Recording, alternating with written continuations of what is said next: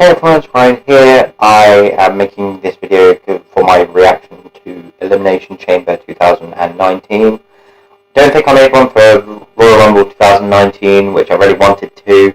I was just going to say how I thought 2018 was pretty much one of my favourite recent Rumbles. 2019 certainly topped that.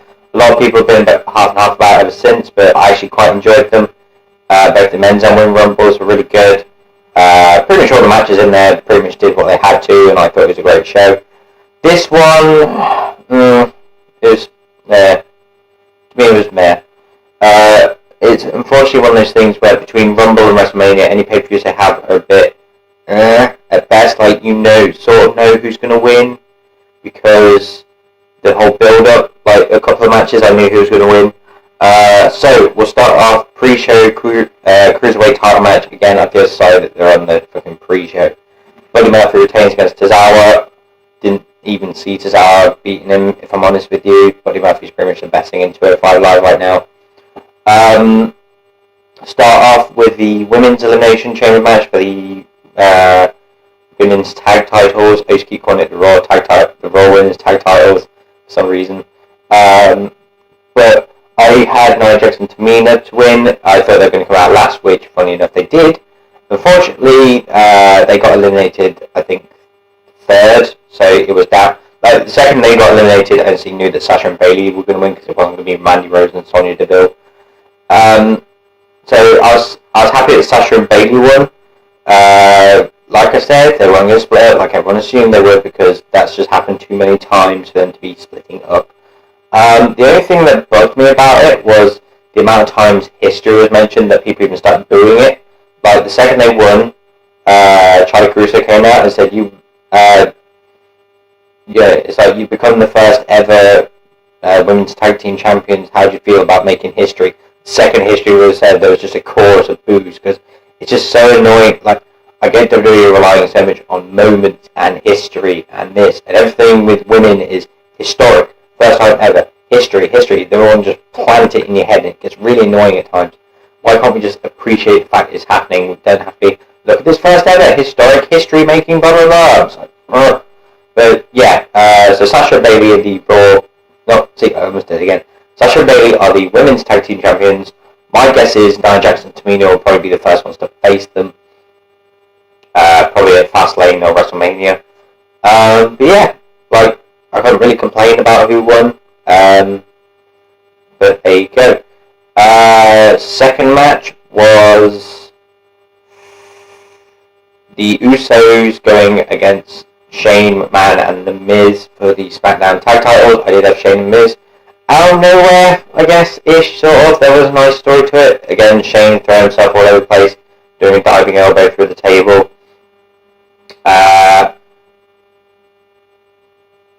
I'm trying to think what happens. Miz hits score Christian finale, turns him over, leans against him. Jimmy Uso reverses it into the cradle pin, which they did that with Daniel Bryan and AJ Styles, so the Usos win. So apparently, according to WWE rules, you're allowed to get yourself in trouble if you're Samoan. You seem to get rewarded for it. Like, I'm pretty sure it was a couple of years ago, Jey Uso got arrested for DUI, yet they got to keep the tag titles, or I think they won it or something. Nia Jax, when she got in trouble for injuring Becky Lynch before the whole Becky Ronda situation, she got rewarded by being the sole survivor in the Survivor Series team. So it's like, if you're Samoan, you can have a bye. You know, if you're someone else, you'll get suspended or some shit like that. But yeah, out of nowhere, the Usos win. There's a nice build-up they're doing in it, where Miz is angry at himself because he's let people down.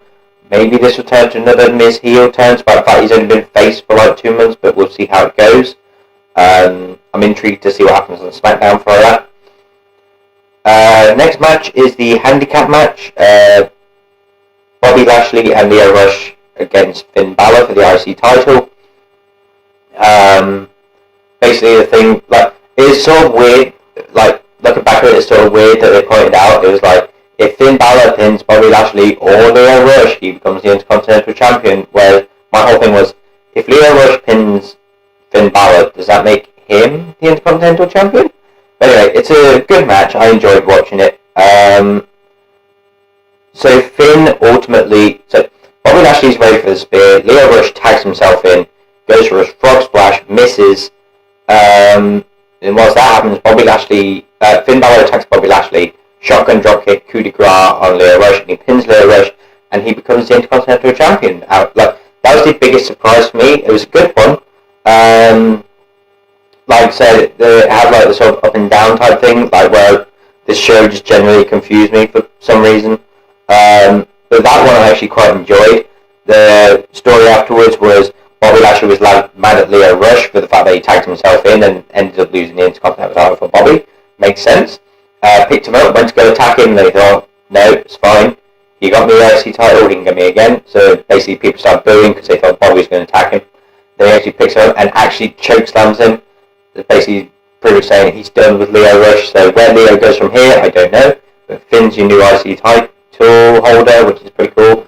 Then this is where it sort of started going downhill. So we had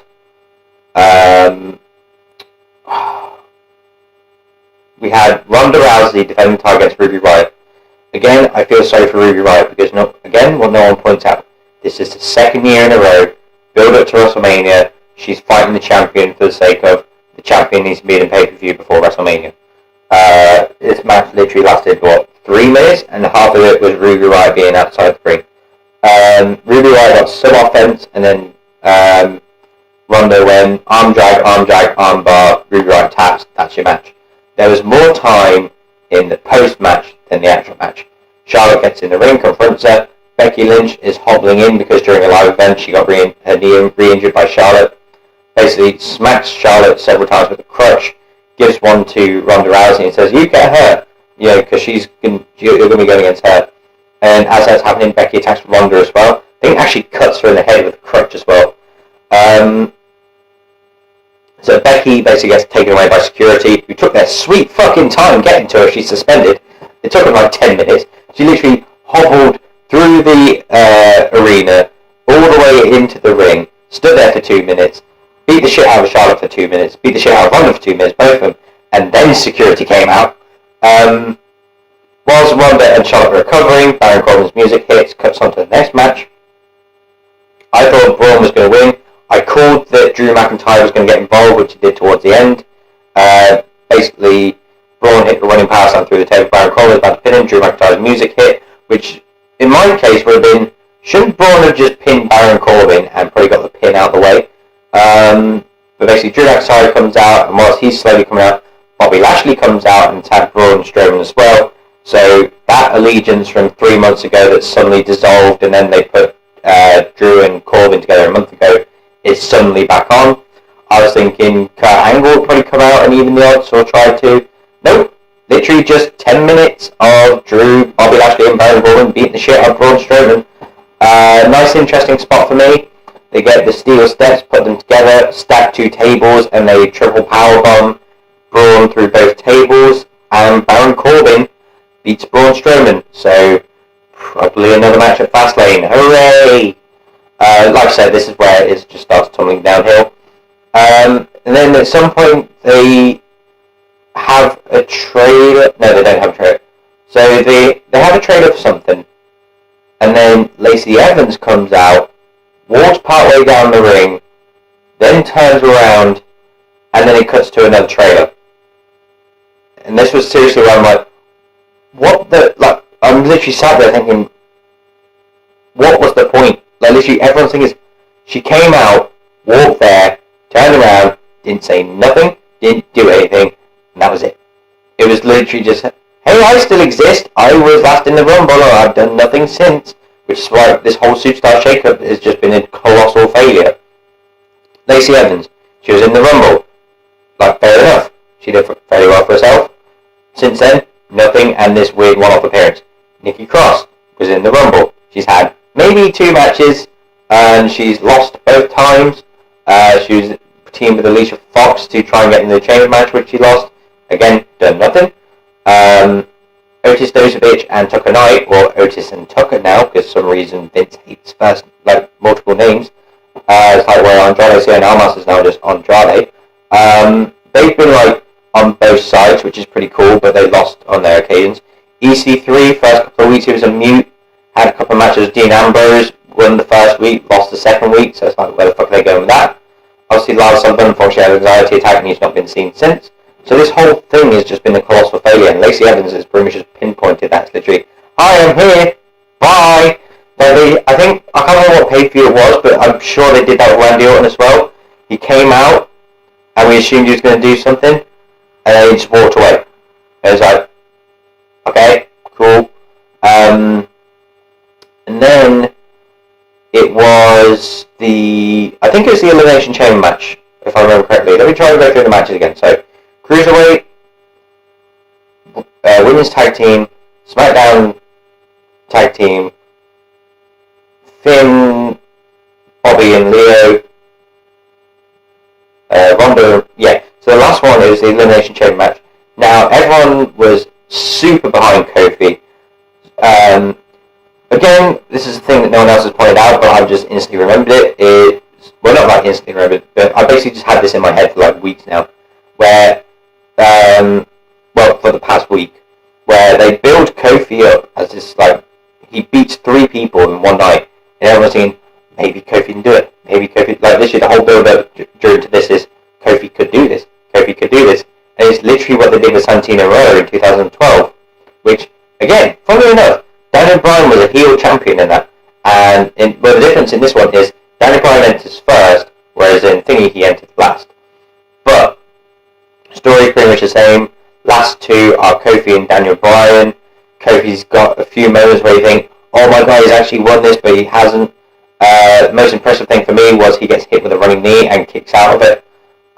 So many moments where he almost wins. He tries to splash off the top, misses, gets hit with a running knee again, and Daniel Bryan retains. Then they have a bit, well, it's not that it confuses me, but if nothing comes of this, it's a, what was the point of it? But they have Xavier and Big E come out for him and hold him up, and there's like this giant round of applause for Kofi Kingston's efforts. So I'm really hoping that they build him as like a fireball challenger for the title at WrestleMania. We shall see, I guess. I really hope so, because he's been there long enough, he's put in the hard work, he definitely deserves something like that. And like the Elimination Chamber pretty much proved that, because literally, like I said in the predictions video, his only other title matches have been Elimination Chamber 2010, would have been 2009, but Edge took him out of that one. So 2010 and Elimination Chamber 2012, where he was in the WWE title one with CM Punk instead. So for the fact that he's been there for about 11 years, like 11, 12 years, and he's only been in 3 title matches, and all of them were Elimination Chambers, I think it's about time he finally gets just a one-on-one, and we can see what he can truly do. But yeah, like I said, it was a very average show. Started off good. The middle bit was definitely the worst part. Finn winning the IC title was very nice for me. Lacey Evans things confused the fuck out of me. The investment to Kofi was brilliant. I thought the chamber match at the end was great. I knew Daniel Bryan was going to win. There was no way they were going to put it on Kofi as much as people wanted it. But yeah, like I said, it was all right, but it was just like the obvious people were going to retain for reasons. Just some of the things were confusing. Baron and Braun was confusing to me. It's like, if there's no disqualification, why did they wait so long to come out? And why didn't anyone come out to help Braun? Whereas the last time they did this at TLC, you had about 4 or 5 people helping Braun. It's like, you know, the whole Lacey Evans thing was the worst part, to be honest with you. Ruby Riott and Ronda Rousey, we all knew where that was going. But yeah, like I said, it's a very average show. I'm going to give it a 5 out of 10. On to Fastlane, I guess, in about 4 weeks. Thank you for watching this reaction video. It was, you know, a meh pay-per-view. The chamber matches were good, but everything else was just sort of there, apart from the IC title match. Everything else was like, Again, thank you very much for watching this. I am tired. It's currently 5 in the morning, and I'll hopefully see you